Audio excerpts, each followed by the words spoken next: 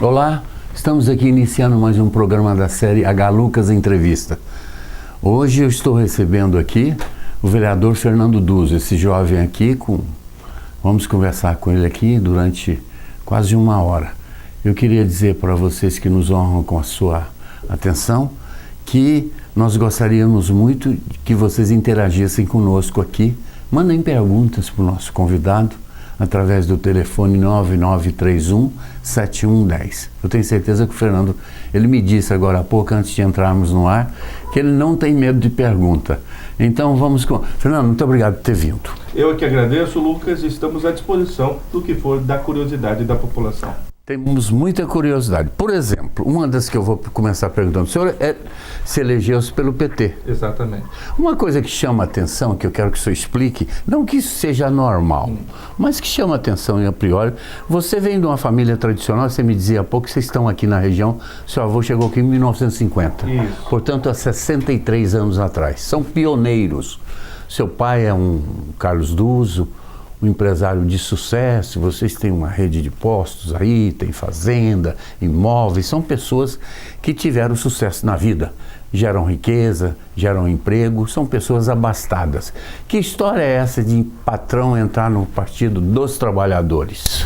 Olha, Lucas, essa é uma boa oportunidade que eu vou ter então para explicar essa questão para a população. Inicialmente eu quero dizer o seguinte: o PT ele defende as classes trabalhadoras, as classes mais humildes. Ele não defende a pobreza.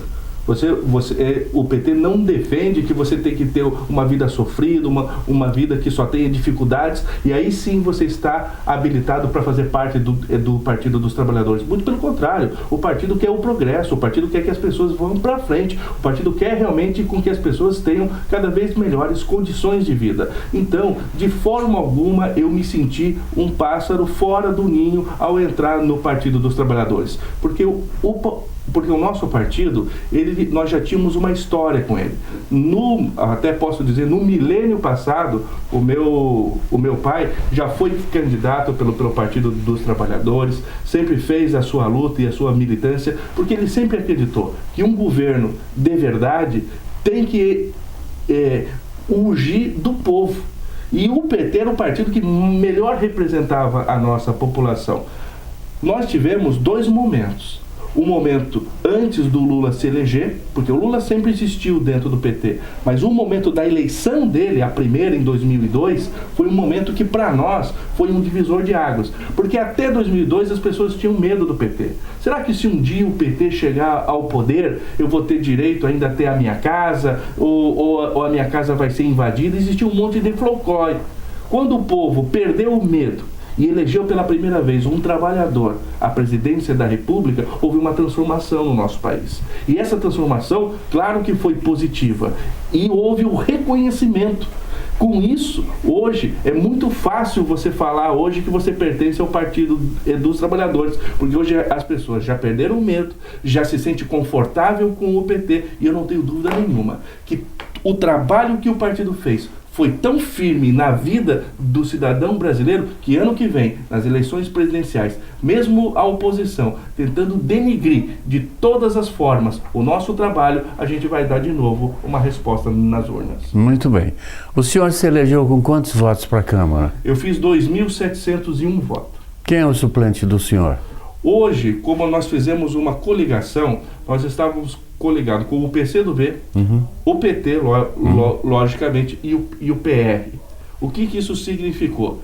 Que eu fui o primeiro da legenda, elegeu 3, Sim. Eu em primeiro com 2.701, a vereadora Anice e na sequência o vereador Bobato. O primeiro suplente de nós 3 Sim. não é do PT. É do PR. Não, ela é do PCdoB, tá. É Inês da Saúde. Muito bem. Fez, se não me engano, algo em torno de 1.500 votos.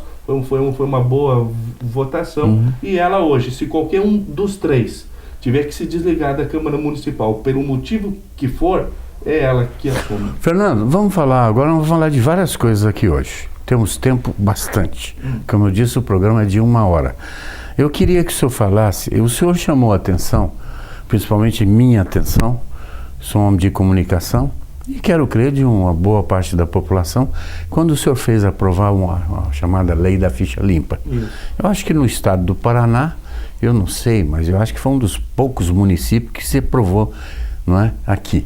Essa lei eu acho que é muito importante, porque ela visa... A moralidade no setor público. Exatamente. Ela visa impedir que pessoas que tenham sido condenadas por segunda instância não exerçam cargos comissionados. É isso? Isso mesmo. O que é que o senhor pensou quando alguém te sugeriu que tramitasse esse projeto, que acabou redundando em lei, já está em vigor, né? Sim. O que é que o senhor pensou quando criou essa lei, a priori, no primeiro momento? Bom, Lucas, inicialmente, o que nós temos? Nós tínhamos a lei do ficha limpa nacional, só que ela só abrange os cargos políticos, aquelas pessoas que tinham a intenção de se eleger a cargos eletivos. E simplesmente, o que acontecia? Até o político se cuidava para se manter com uma ficha limpa, mas depois ele criava em volta dele um monte de assessores e diretores e até mesmo secretários de índole duvidosa, para fazer o serviço sujo. Ó, eu fico limpinho, mas a minha corja que está à minha volta faz o serviço sujo para mim. Então, o que foi que eu pensei? Bom, a gente pode fazer uma lei impedindo com que essas pessoas que a gente sabe que faz o serviço sujo para o político estejam dentro da máquina pública. E aí propus a lei aqui no nosso município. E foi um embate em tanto. Se você pegar as filmagens da sessão da aprovação do Ficha Limpa, realmente houve agressões, tive que fazer um debate muito intenso, mas eu chamei, quando estava na tribuna, que cada vereador colocasse a mão na sua consciência. E por quê? Porque cada um ali, no mínimo, recebeu 1 milhar e pouco de votos para estar ali representando o seu povo. E essas pessoas depositaram em nós a esperança de uma vida melhor, que os meus colegas vereadores não jogassem a confiança que as pessoas depositaram neles na lata do lixo. Muito bem. E com isso, sabe, eu consegui tocar a maioria deles. E mesmo sendo uma votação apertada, hoje o Ficha Limpa Municipal, que é assim que se chama a lei, em Foz do Iguaçu é uma realidade, porque ela já foi sancionada pelo prefeito e já está em vigor. Ela visa unicamente os cargos comissionados, não é isso? Exatamente. Unicamente. Agora, vamos falar aqui sobre... ela já está vigindo e... No momento ela pegou quantos? Teve casos lá de pessoas que se inseriram? Teve, vereador? Teve, sim. Quantos casos? O que aconteceu, Lucas? Eu também tive que dar a chance da pessoa provar que ela estava com a ficha limpa. Então em um dos artigos da lei, eu dava 90 dias para apresentar a certidão negativa. Apresentar certidão negativa. A certidão negativa em todas as esferas. E aí, com isso, nesses 90 dias, aqueles que não foram conseguindo se enquadrar foram sendo substituídos. Foram sendo permutados. Exatamente. Então, eu não posso dizer que aquele que saiu é porque o Ficha Limpa pegou, porque o cara não vai dizer que está saindo porque foi pego pelo Ficha Limpa. Sem dúvida. Mas, com certeza, se você analisar, houve um aumento significativo, porque normalmente sempre há substituições, Lucas. Sim. Sabe? Sim. Só que houve um volume de tal ordem que com certeza foi o Ficha Limpa que bateu na porta e deu o resultado. E com isso, Lucas, hoje a população dorme pelo menos um pouquinho mais tranquila, porque para estar lá hoje tem que estar com a ficha limpa. E se tiver alguém lá que está burlando a lei, o gestor municipal responde. Sim. Não, interessante. Muito bem. Continue. Porque o gestor, na Câmara, no caso, na pessoa do nosso presidente, ou na prefeitura, no caso do prefeito, o que foi passado para mim, tanto pelo presidente quanto o prefeito, que todas as medidas tinham sido implantadas, que todas as pessoas estavam aptas a desempenhar o seu papel. Sim. E que daqui para frente eles sabem que a responsabilidade é deles. Se eles efetivarem um ficha suja, eles vão responder por isso na justiça. Parabéns, eu acho que foi um grande momento do senhor lá, estreando em grande estilo, porque a ficha é uma lei, não há como inegável que é uma lei importante. Lucas, tem algo interessante a dizer. Foram mais de 20 municípios parlamentares me ligaram pedindo cópia da lei para que eu encaminhasse, sabe? A nossa vizinha Santa Terezinha, sabe? Municípios de grande porte como Maringá. Maringá também agora acabou de aprovar o ficha limpa. Então realmente foi algo que depois eu vi que teve um efeito sinérgico, muito positivo, porque a moralidade no serviço público é algo que o político dificilmente gosta de mexer. Por quê? Porque mexe com o seu dia a dia. E isso é algo que eu resolvi atuar nessa área porque eu não tenho política como profissão, Lucas. E daí eu fiz aquilo que todo brasileiro teria vontade de fazer, mas não tem a oportunidade porque não tem o mandato. Eu, nesses 4 anos que eu pretendo estar na Câmara de Vereadores, eu vou fazer tudo aquilo que o povo sempre teve vontade, mas nunca conseguiu fazer. Muito bem. O PT em Foz é oposição ao prefeito Reni Pereira? O Partido dos Trabalhadores se declarou como tal. Por quê? Por uma questão de coerência, Lucas. Porque estava na coligação contrária.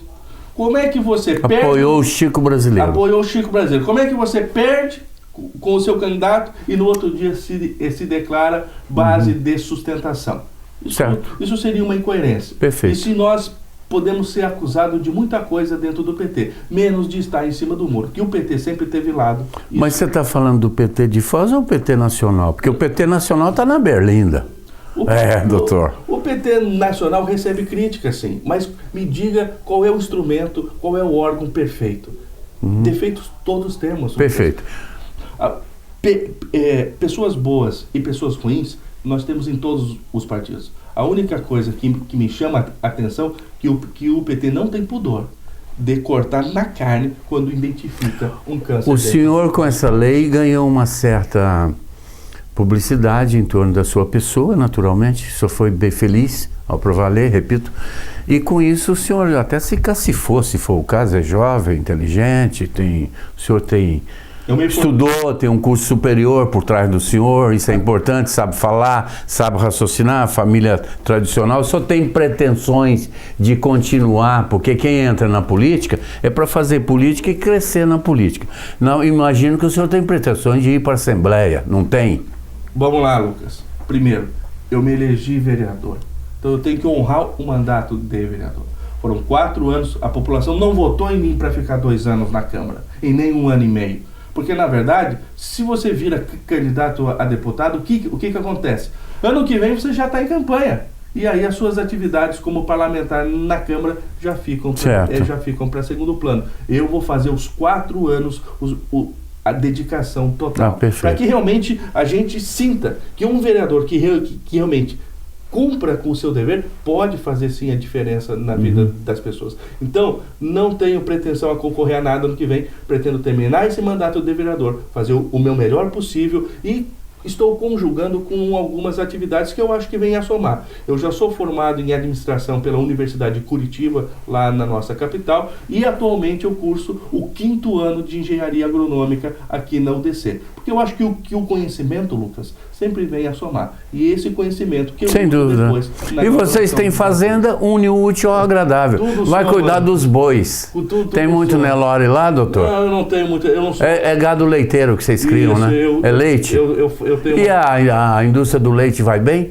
Hoje o preço, não vou dizer que está assim satisfatório, mas com certeza se você tiver se você administrar, tiver gestão é uma palavra-chave. Tanto que um outro projeto que eu acabei de apresentar e já tenho aprovação em primeira e segunda votação na Câmara, que é a gestão ambiental no nosso município, é um assunto que eu... É o pulo do gato. Mas isso nós vamos tratar no próximo bloco. Eu estou conversando aqui com o Fernando Duzzo, vereador do PT. Está tentando me convencer que o PT é o partido dos sonhos de todo brasileiro. Mas enfim, nós vamos para um comercial e voltamos na sequência, por favor.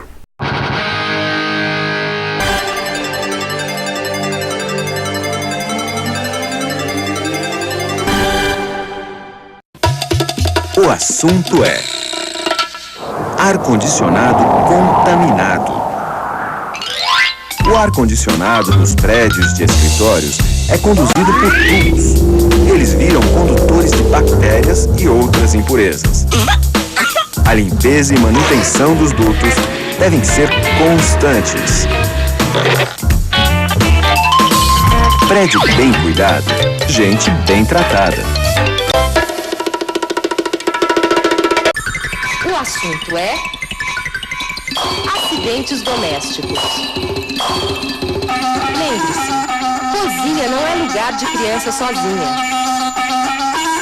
Evite acidentes vigiando bem as panelas e outros utensílios. É melhor você dar do que deixar a criança pegar.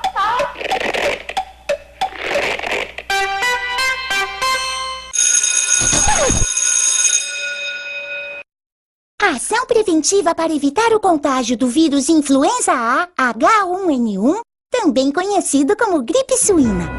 Se você estiver gripado, tossindo e espirrando, eu vou ensinar o que se deve fazer para evitar o contágio dessa gripe.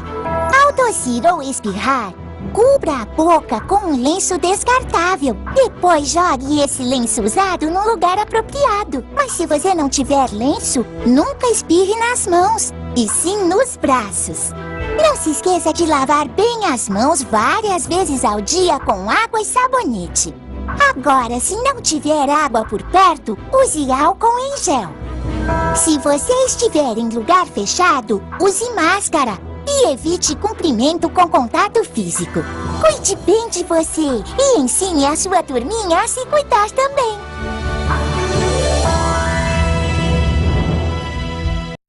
A corrupção no país totaliza 84 bilhões de reais por ano. Recursos destinados à saúde, educação e infraestrutura são desviados, gerando custos para o Estado e desigualdade social. Cerca de 3 bilhões de reais que deveriam ser investidos em prevenção e tratamento de doenças escorrem pelo ralo da corrupção. Na educação, os estados deixaram de aplicar 2 bilhões. O assunto é cuidados com o sol. Às 9 horas da manhã, sua pele sofre menos a ação do sol do que ao meio-dia. Portanto, atenção! O fator de proteção solar tem de ser adequado à hora e ao tempo de exposição ao sol. Esteja você na praia, na cidade ou no campo. Sua pele merece proteção.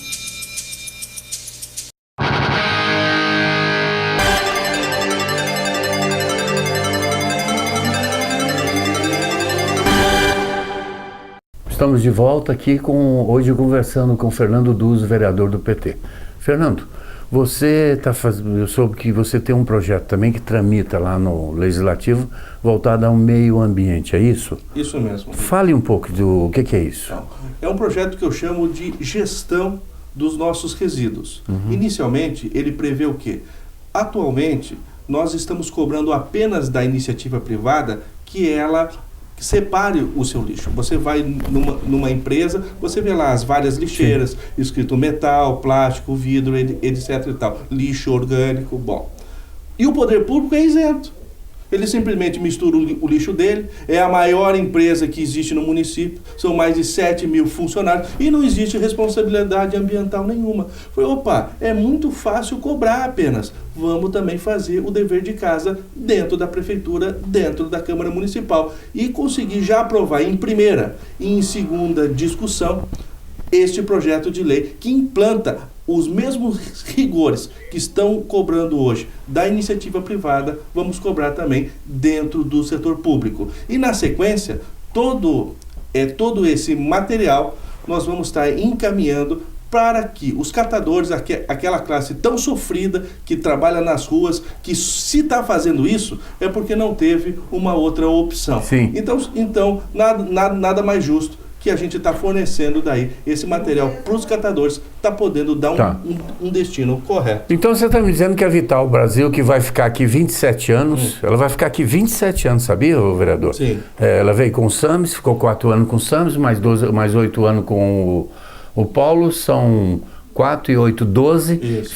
Celebrou-se um contrato agora de mais 15 anos, somado dá 27 anos. Essa empresa, então, não trata o lixo como deveria, segundo as suas próprias palavras? Olha, hoje, essa discussão do lixo do nosso município foi algo que a Câmara autorizou na legislatura passada. Não foi feita uma discussão com a atual legislatura, porque eu sou vereador de primeiro mandato. Eu gostaria de ter participado da discussão do lixo na última legislatura, porque daí sim a gente estaria colocando esse tema ambiental que hoje em dia você não pode deixar de lado, você tem que levar em consideração. Sem dúvida. O meio ambiente é a preocupação do planeta. Com certeza. Está todo mundo voltado para isso aí. Ô Fernando, eu tenho um hábito, de passar às vezes ali pela Câmara, quando tem sessão. Sento ali e fico observando.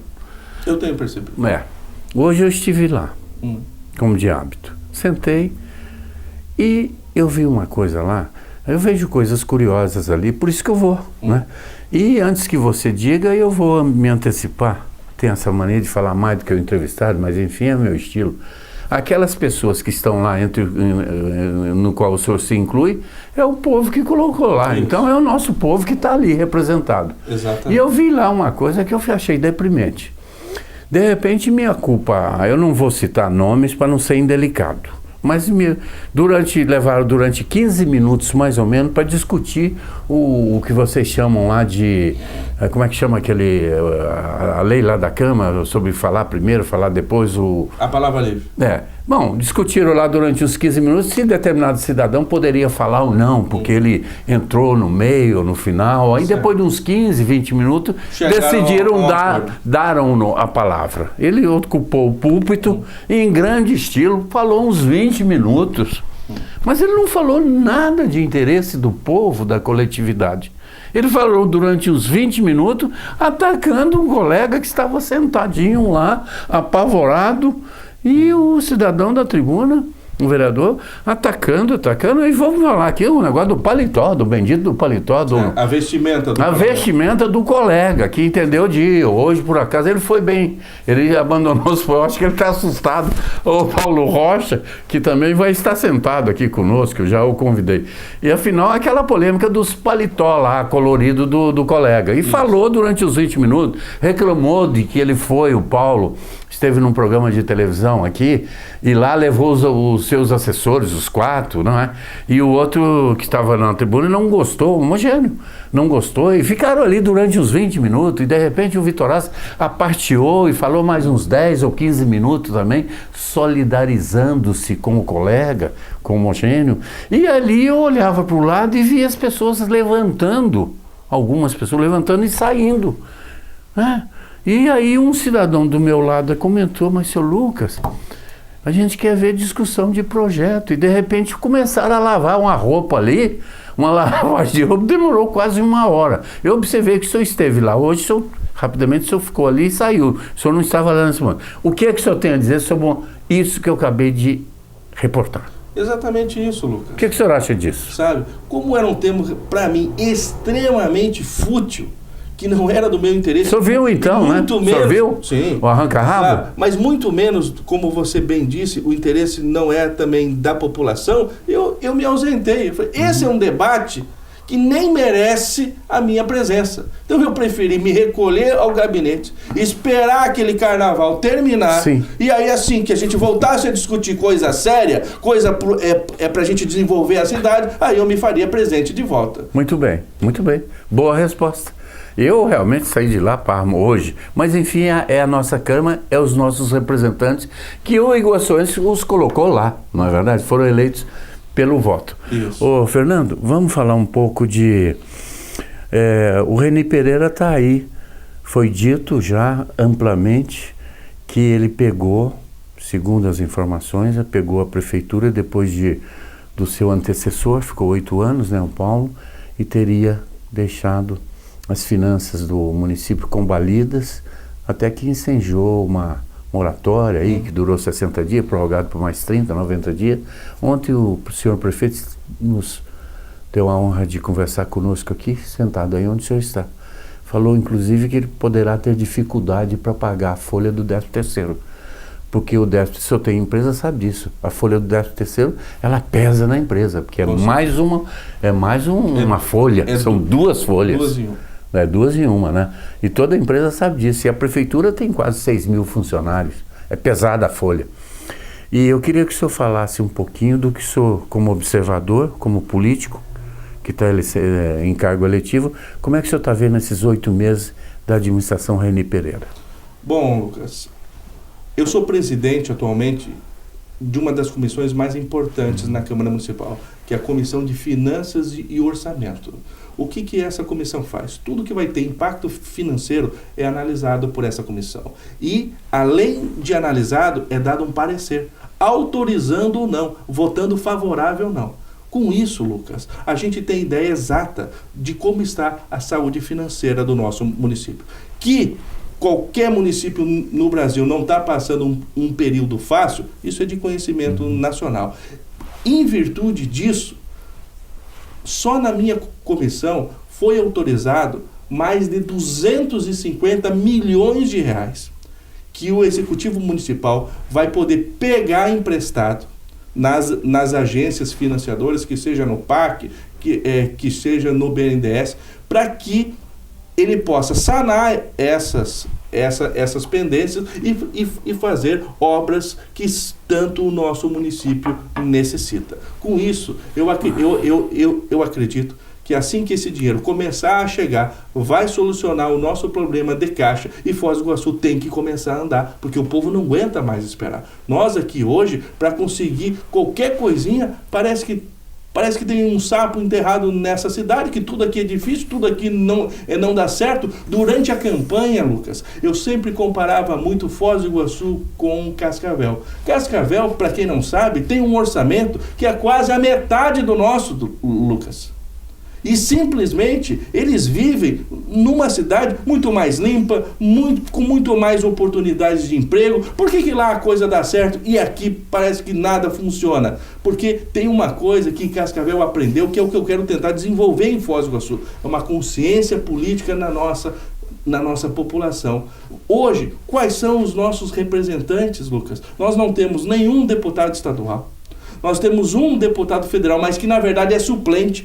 Então, se você for hoje lá no gabinete dele em Brasília, você não vai achar nenhum assessor que é dele. Porque o titular deixa os assessores lá. Então, na verdade, ele tem um mandato e não tem. Então, não adianta querer cobrar muito dele. O professor Sérgio faz o que é possível, mas ele também tem as amassos. Por exemplo, eu tenho a certeza que dos 15 milhões que um deputado federal pode destinar para onde ele quiser, olha, se ele tiver 2, 3 milhões que o titular tenha deixado para ele, com certeza foi muito, Lucas. É verdade. Sabe? Então, por isso que ou a gente cria esse amadurecimento. E por que eu falo isso? Porque enquanto aqui nós temos mais ou menos no sentido que eu digo que é um suplente, não é um titular, Cascavel tem 9 titulares. Agora, você sabe, as pessoas sabem por que acontece isso. É o autofagismo. Quando vem, o ano que vem nós teremos eleições. Eu já contei nos dedos, nós vamos ter entre 12 a 15 candidatos a deputado estadual. Doutor. Bom, isso me preocupa. Mas é sempre assim em Foz do Iguaçu. Sai uma quantidade muito grande, os votos esfarelam-se, pulverizam-se e elege pouca gente. O deputado federal é a mesma coisa.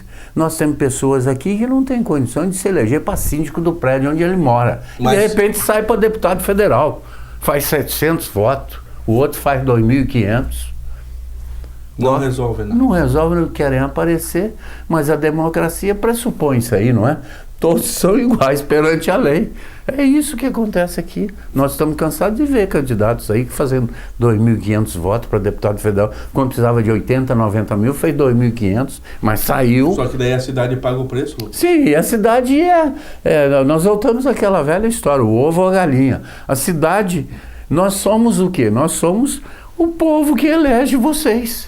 Não é verdade? Aquela turma que está lá na Câmara hoje, aquela briga por causa de paletó, uma hora lá se atacando por causa de um paletó, é o povo que botou lá. E aquilo ali consome o nosso tempo e recursos públicos para estar discutindo algo que não tem nem pé. Só para acrescentar, tocou em recursos públicos, eu preciso não esquecer que cada vereador, o senhor é um deles, tem 4 assessores, tem um gabinete, tem um fax, tem um telefone, tem uma garagem para botar o carro e por aí vai, né? É custoso manter essa estrutura. Não é de graça. Não é de graça, exatamente. É cara a estrutura. E ali você vê o que está acontecendo. Bom, vamos falar. Quantos minutos? Temos um minutinho mais. Ninguém ligou até agora, não sei por quê. 9931-7110. Como vocês podem ver, meu entrevistado de hoje não tem medo de pergunta. O Fernando Duz. E é isso que às vezes inibe. O pessoal, muitas vezes, na campanha, mas você vai descer lá embaixo e falar com aquele povo, eu vou. Não tenho nada o que esconder, mas eles vão ter perguntado sobre. Eu falei, não tem problema, nós estamos aqui para isso. Ô, Fernando, vamos fazer mais um intervalo e voltamos na sequência para continuar nessa conversa aqui, por favor.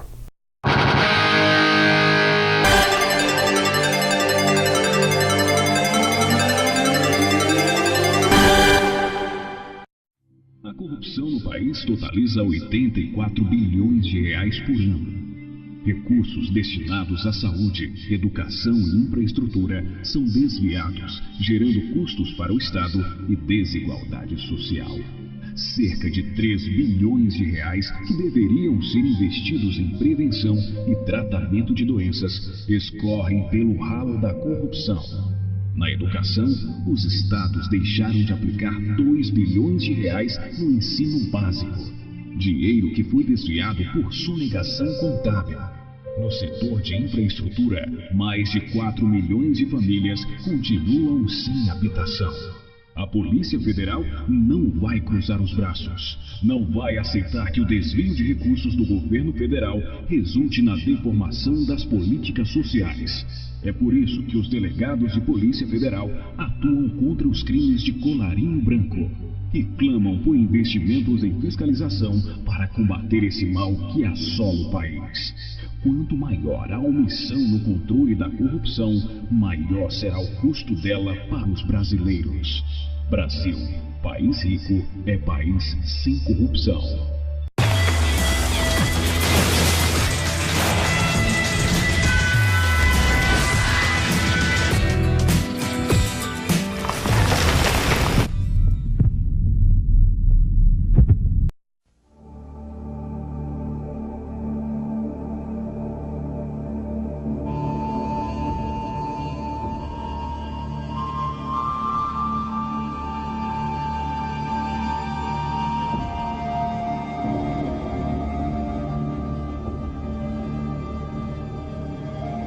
Long ago, before the first human was born, before the first tree began reaching for the sun, her life began.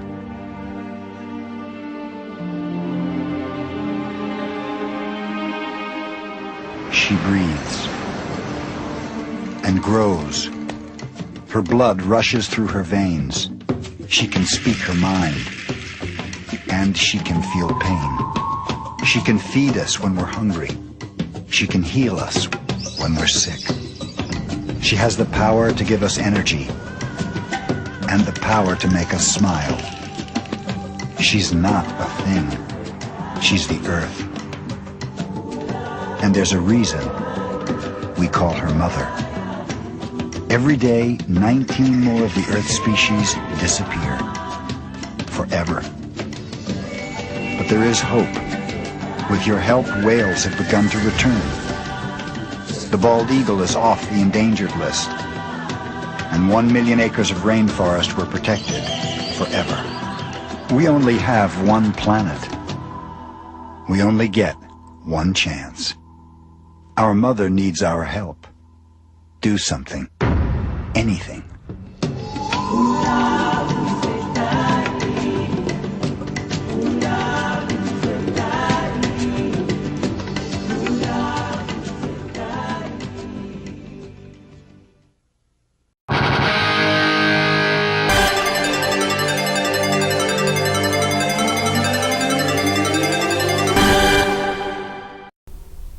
Estamos de volta aqui conversando com o vereador Fernando Duz, do PT, que está no poder há 11 anos. Né? 11 anos no poder, bastante tempo.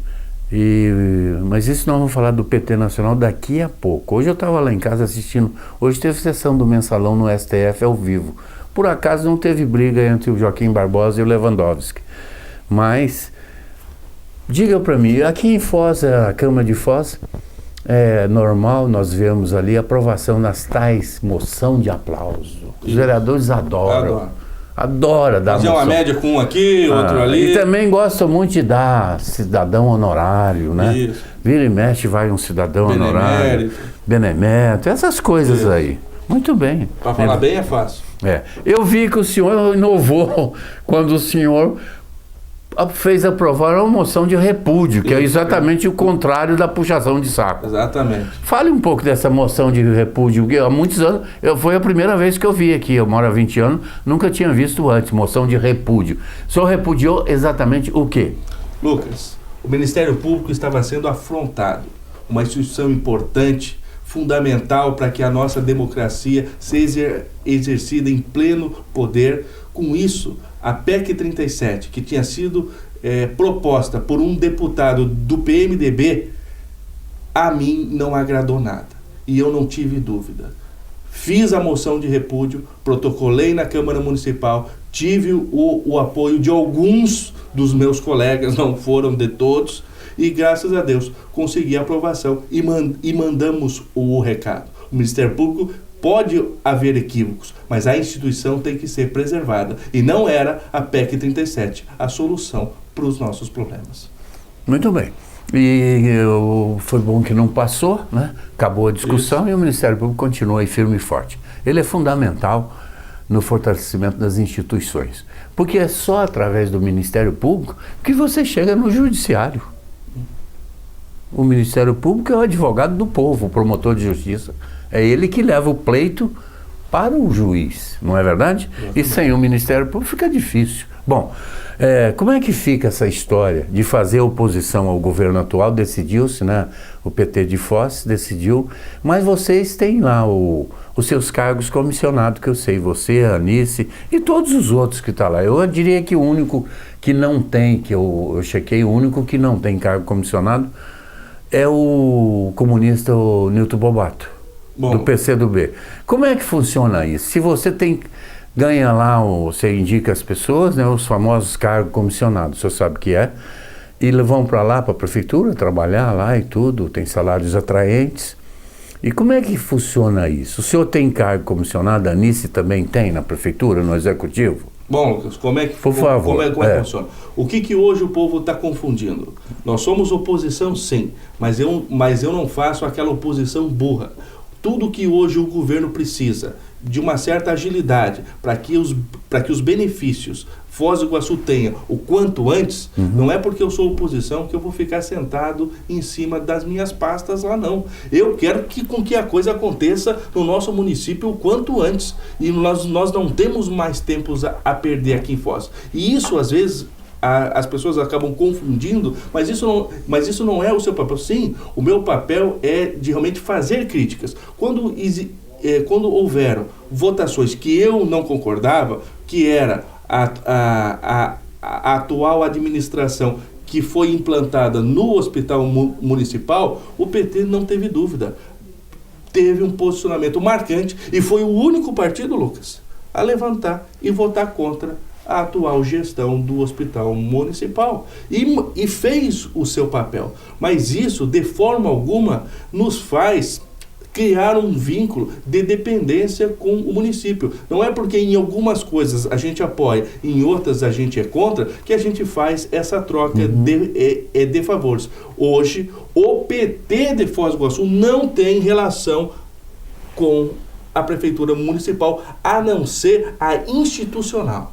Quando as instituições têm que conversar para que o trabalho flua e a população receba o resultado desse trabalho. Então hoje, Lucas, a situação do PT é muito clara. Ele se encontra na oposição, nós temos uma relação apenas institucionais e o que é feito de parcerias é no âmbito das instituições. Não há nenhum tipo de acerto, não há nenhum tipo de tomar lá da cá. O que há é o trabalho de ambas. Muito bem, vamos falar um pouco da saúde pública em Foz. A saúde pública em Foz sempre foi problemática.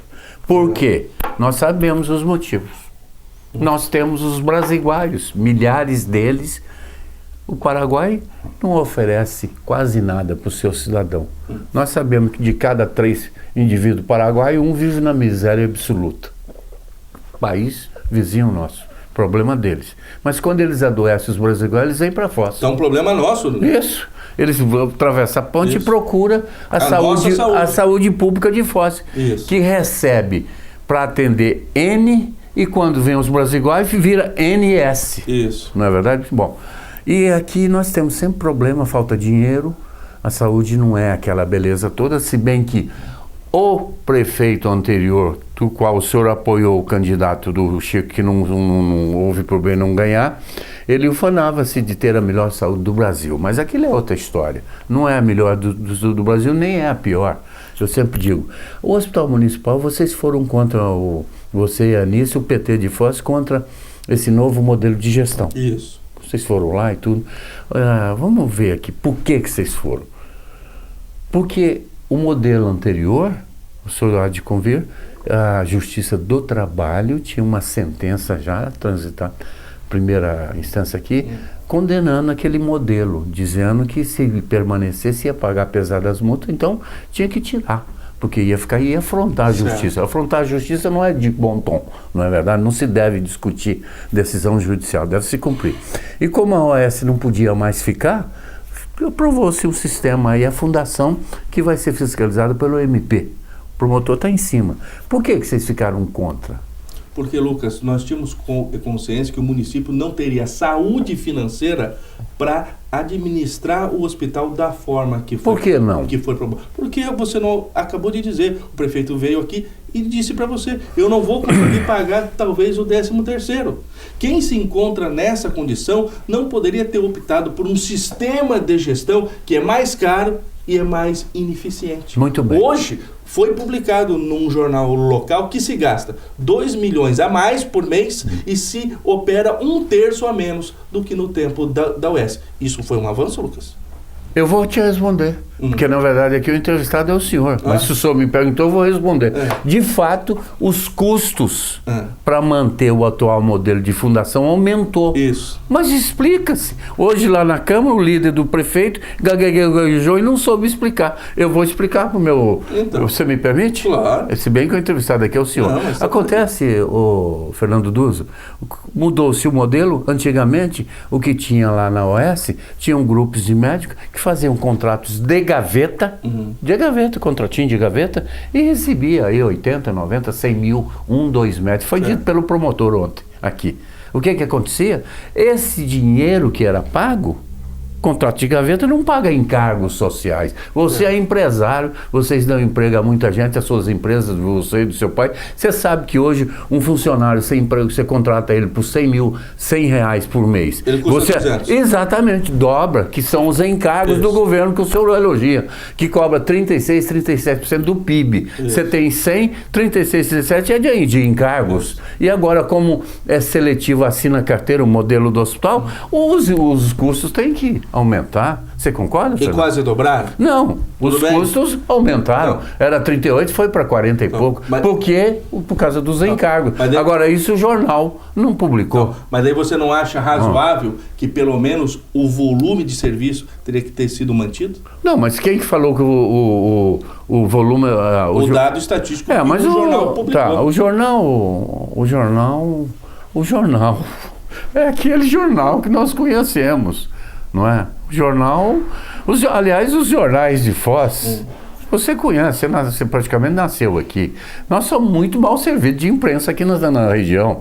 Vamos pular para Cascavel, fazer vira e mexe, a gente está fazendo paralelo com Cascavel. Mas é o nosso vizinho lá, né? Cascavel tem 5 jornais diários que circulam alguns circulam em Quase no estado todo. Isso, jornais tradicionais. E nós aqui ficamos na mão de um jornaleco aí, 25 anos, um quarto de século, temos um que vira e mexe, está aí, coitado, né?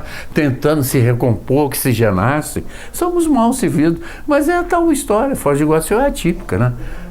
Mas, Lucas, é a imprensa que nós temos. E para mim é um parâmetro para que eu possa fazer na verdade, a avaliação. Então o senhor acredita então que o modelo tinha que ser outro? Isso. E como tem uma fundação hospitalar, que modelo seria o ideal? Rapidinho, só para a gente entrar no segundo bloco. Porque a OS foi embora, porque tinha que... Ou o senhor queria que a OS ficasse?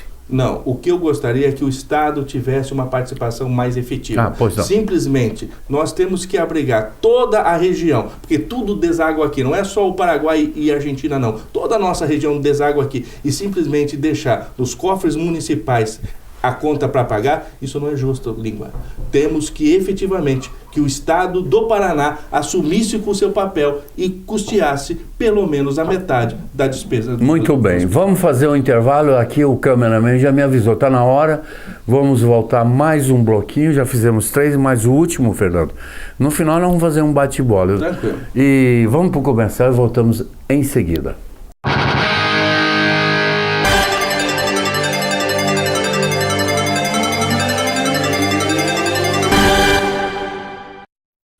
Gripe A. O melhor remédio é a informação. Evite aglomerações, lugares fechados e contato físico com outras pessoas. Lave bem as mãos várias vezes por dia. Use álcool em gel para limpar as mãos e objetos. Ao tossir ou espirrar, cubra a boca e o nariz com um lenço descartável. Não compartilhe objetos com outras pessoas. E em caso de dúvidas, procure um posto médico.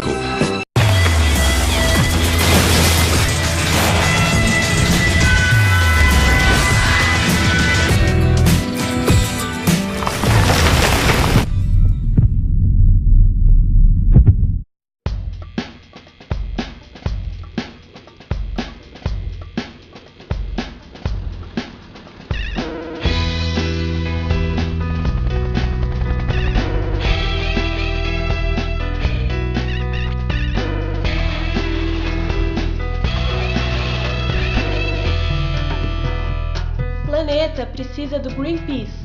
O Greenpeace precisa de você. Junte-se a nós. Apoio ACESP, Associação dos Canais Comunitários do Estado de São Paulo. O assunto é acidentes domésticos. Lembre-se, cozinha não é lugar de criança sozinha. Evite acidentes vigiando bem as panelas e outros utensílios. É melhor você dar do que deixar a criança pegar.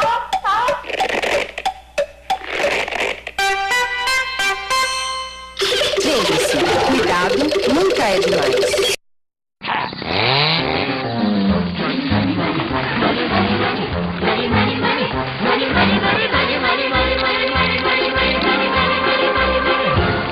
Any cold in the stove and you freeze in the winter and you curse to the wind at your face when you haven't any shoes on your feet and your clothes in the sweater and you look 30 pounds overweight. When you go to get a word of advice from the fat little pastor, he will tell you to love evermore. Put your hand up to your back, rat-a-tat, at the window.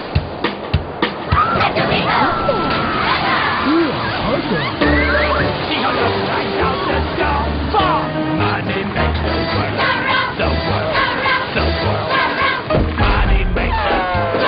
The clinking, clanking sound of money, money, money, money, money, money, money, money, get a little, money, money, money, money, money, gather, work around and make the world go round.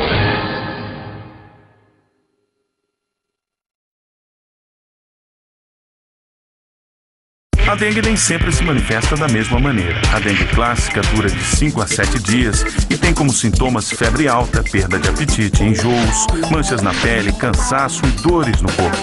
Já a dengue hemorrágica é mais perigosa, pode provocar sangramento pelo nariz, dores abdominais, vômitos persistentes, sede excessiva e dificuldade respiratória. A dengue hemorrágica pode levar à morte se não tratada com rapidez. Combater a dengue é responsabilidade de todos nós.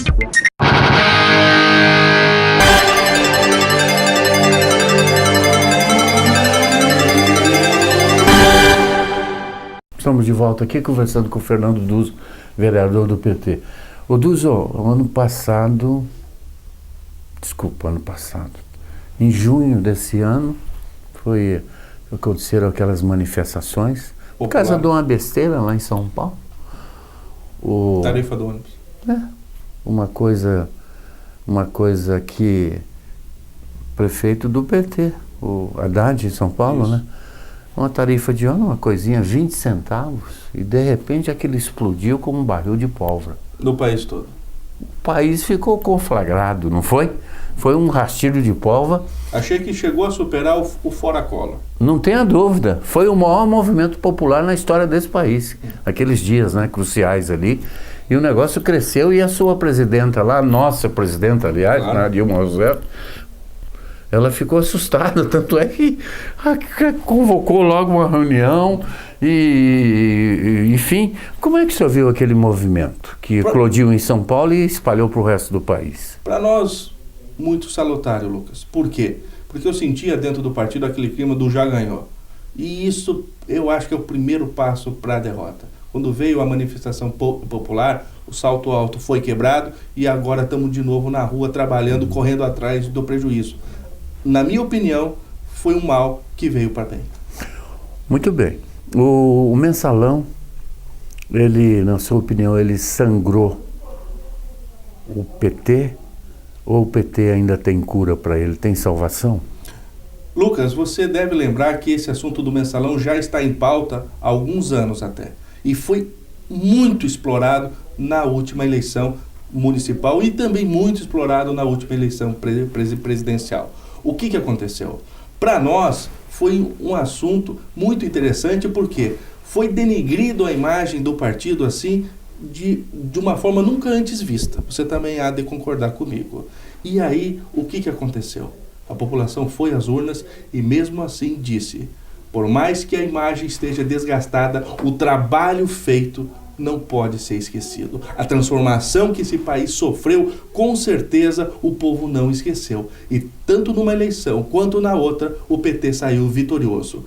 Na última presidencial, ganhamos com a presidenta Dilma. E na última municipal, elevamos os nossos números de capitais, de vereadores, de municípios, de boa expressão, e conquistamos algo que até mesmo era terreno de Tucano, que era a prefeitura de São Paulo, algo que fazia tempo que o PT não chegava. A última foi a nossa companheira Marta, e que desde então só dava Tucano. E graças a Deus agora está na mão de um companheiro nosso. Os réus do Mensalão, o famoso julgamento do Mensalão, Dirceu, Genuíno. Ação Penal 470.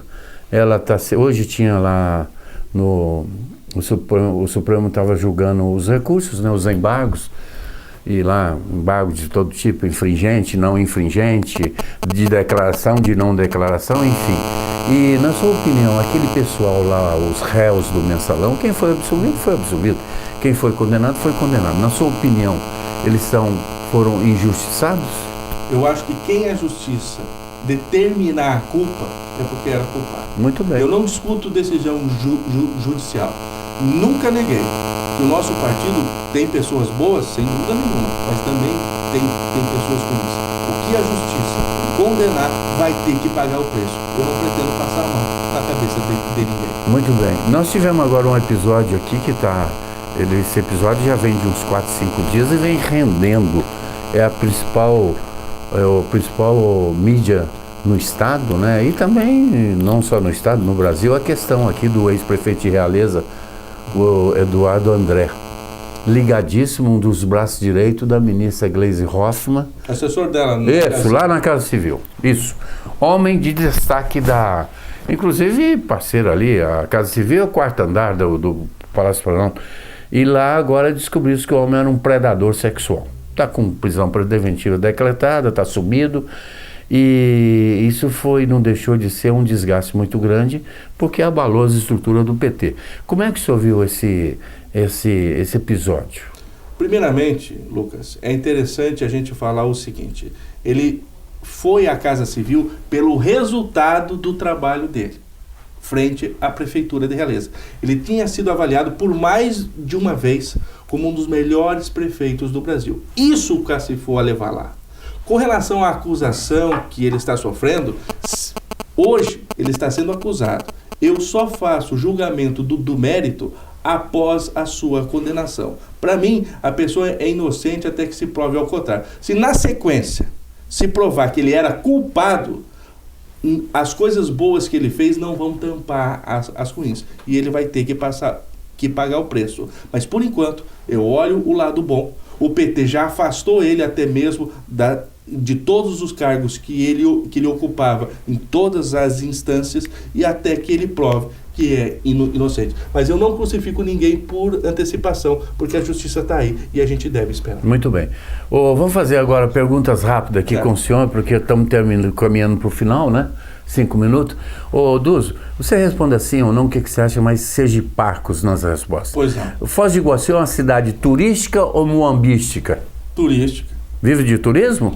Com certeza. Quem falou isso para você? Eu convivo com isso no dia a dia. O turismo, ele é sustentável. A Muamba tem altos e baixos. O turismo... Tá, cidade turística. Ele tem uma continuidade. A Muamba tem hora que tem hora que não tem. O turismo tem sustentação. A Muamba... A cidade de Foz é violenta? Com certeza. Onde estão as raízes da violência na cidade? A falta de oportunidades, a questão da tríplice fronteira e o pouco investimento do Estado em segurança. Nós merecemos os políticos que temos? Olha, eu acredito que sim, porque o político, ele é o reflexo da sua população. Lucas, tem algo muito interessante. A pessoa não vota em alguém que ela não se enxerga. O ser humano vota no seu semelhante. Então, hoje o que nós temos aí é o reflexo da nossa população. O senhor concorda que a Guarda Municipal, apesar da Constituição dizer que ela existe para cuidar do patrimônio público, ela tem uma atuação marcante aqui como polícia, né? Corre atrás de bandido, prende e faz o seu trabalho. O senhor concorda com essa atuação da Guarda como polícia?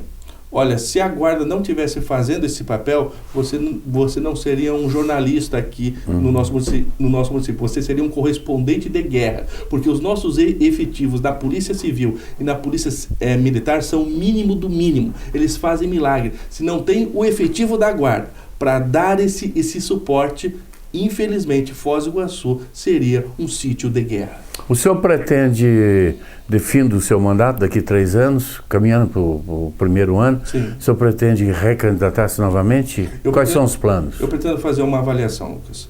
Para você ocupar uma cadeira, você deixa as suas atividades profissionais, pessoais ao lado. Fala-se muito a boca pequena que o senhor gastou aí 1 milhão, 2 milhões, em torno de muito dinheiro para eleger-se. É fato ou é boato? Sem dúvida nenhuma, boato, Lucas. Eu não acho dinheiro em árvore, sabe? E eu me propus ir para... Você declarou quanto de campanha? Eu gastei algo em torno de 40 mil reais.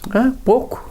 Não acho pouco, Lucas. Vai ganhar 40 mil reais. Desafio qualquer um que esteja nos assistindo a achar que ganha 40 mil reais num toque de mágica. Quanto custa uma campanha para governador do estado no Paraná? O senhor tem ideia? Bom, eu nunca fiz nenhuma, mas eu acredito que esteja na casa dos milhões. Sim. A Gleisi Hoffmann é a candidata de vocês, já declarou. Sim. Vai disputar com o Beto e talvez alguém do PMDB. Ela tem chance de chegar ao palácio lá no Paraná? Eu não tenho dúvida nenhuma. Esse governo atual que nós estamos vivendo, que foi omisso em quase todos os setores que ele representa, com certeza hoje o povo do Paraná clama por algo diferente. E o PT tem dado certo, Lucas. E eu não tenho dúvida que está na hora do Paraná experimentar o Partido dos Requião ficou 8 anos, depois veio o Beto. O senhor gostou dos 8 anos do Requião? Achei que o Requião teve coisas positivas e coisas negativas. Por exemplo... Que é a positiva... Rapidinho, o que ele fez de bom, as coisas mais marcantes? Eu acho que principalmente o pequeno produtor, os programas sociais, ele foi muito feliz, sim. E falar em pequeno produtor, aqui nós temos uma secretária de Agricultura, sim, né? Que foi criada, nós temos poucas terras agriculturáveis porque o lago alagou. O senhor concorda com o enfoque que se dá à pequena agricultura que tem aqui no município, Fernando? Bom, primeiramente, Lucas, é um erro dizer que a nossa área rural aqui é pequena. É mais de 1/3 do nosso município. Sim. E eu não desprezaria algo em torno de 40% do nosso município. Primeiro ponto. Segundo, hoje tenho a grata... Pois não? Não, fique à vontade, termine. Então, hoje tenho a grata satisfação de te dizer que uma das secretarias que mais tem me enchido os olhos é a Secretaria de Agricultura, que tem dado um contraponto positivo ao atual governo. Muito bem.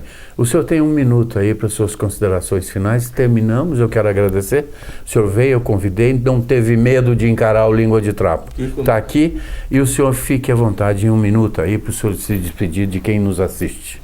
Aos nossos telespectadores, ao nosso companheiro Língua aqui, que teve a gentileza de nos convidar, dizer que eu agradeço a oportunidade.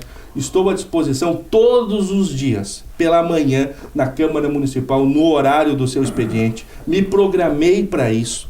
Por isso que a gente abre mão de uma parcela da nossa vida para se doar ao outro. Um mandato tem que ser isso. Você não pode estar governando para você. Vocês têm que tentar governar para o próximo. Porque eu particularmente, tenho a minha vida muito bem resolvida, mas sei que posso ajudar muito daqueles que não tiveram a mesma sorte que eu tive. Muito bem, falou disso. Então nós voltamos amanhã, no mesmo horário, 18h30. Essa entrevista com o Duzo será reprisada hoje às 23h30, para quem tem no canal 99 e 98 NET e o TV Vivo. E nós também temos por hábito de jogar depois isso aqui na internet, no Face, no Twitter e vai embora. Também quero dizer que esses nossos programas aqui vão ser transmitidos em Cascavel, através de um braço da TV Confos que nós temos lá, que é a TV Cascavel. Portanto, todo entrevistado meu aqui será visto também por Cascavel. Então, todos uma boa noite e muito obrigado.